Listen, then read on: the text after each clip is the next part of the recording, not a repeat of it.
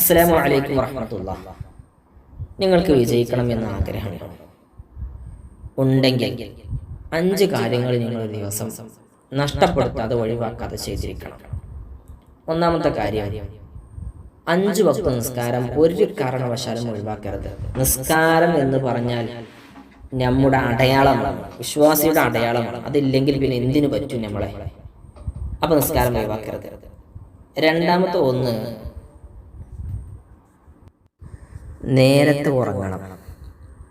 നേരത്തെ ഉറങ്ങണം എന്ന് പറഞ്ഞാൽ ഇശാ നിസ്കാരം കഴിഞ്ഞാൽ ഭൗതികമായ സംസാരങ്ങൾക്ക് വേണ്ടി സമയം ചെലവഴിക്കരുത്. ഞാനങ്ങനെ പറയുമ്പോൾ നിങ്ങൾ തെറ്റിദ്ധരിക്കരുത്.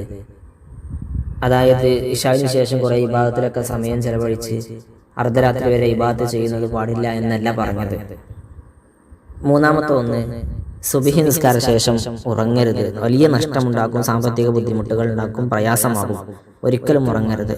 നാലാമത്തെ ഒന്ന്, ഖുർആനിൽ നിന്ന് അല്പമെങ്കിലും പാരായണം ചെയ്യണം. ഒരല്പമെങ്കിലും. നാളെ ഖുർആനാണ് ശഫാഅത്ത് ചെയ്യാനുള്ളത്. ഒരു പരിചയവും ഇല്ലാതിരിക്കരുത് ഖുർആനുമായി. അഞ്ചാമത്തെ ഒന്ന്, മുത്തുനബിയുടെ മേൽ സ്വലാത്തിനെ നഷ്ടപ്പെടുത്തരുത്. ഒരു 100 സ്വലാത്തെങ്കിലും ദിവസം ചെല്ലണം. ഇൻഷാ അല്ലാഹ് ഈ 5 കാര്യം ഇന്ന് മുതൽ നമുക്ക് തുടങ്ങിക്കൂടെ? അള്ളാഹു തൗഫീഖ് നൽകട്ടെ. അസ്സലാമു അലൈക്കും വറഹ്മത്തുള്ളാഹി.